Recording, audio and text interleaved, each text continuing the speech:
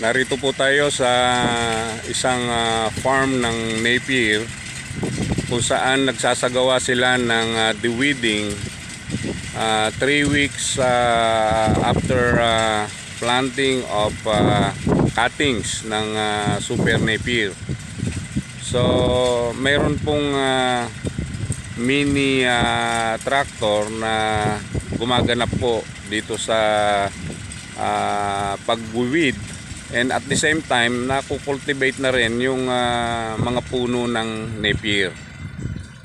So ganito po ang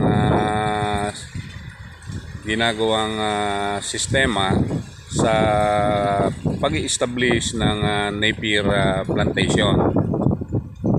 So yan, medyo malungkot yung tanim, kailangan na ring patubigan dahil medyo pag sumikat ang araw ay medyo nalalantay yung dahon. So yan yung indication na kailangan ng magpatubig.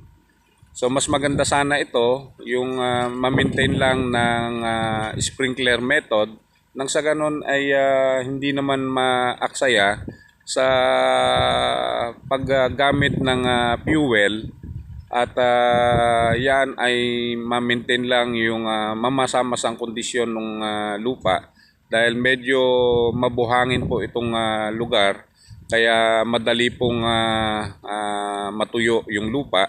So siguro mga 2 or 3 times kapag sa isang linggo, 2 or 3 times ng pagpapatubig sa isang linggo ang kailangan nito pag ganito ang klase ng lupa.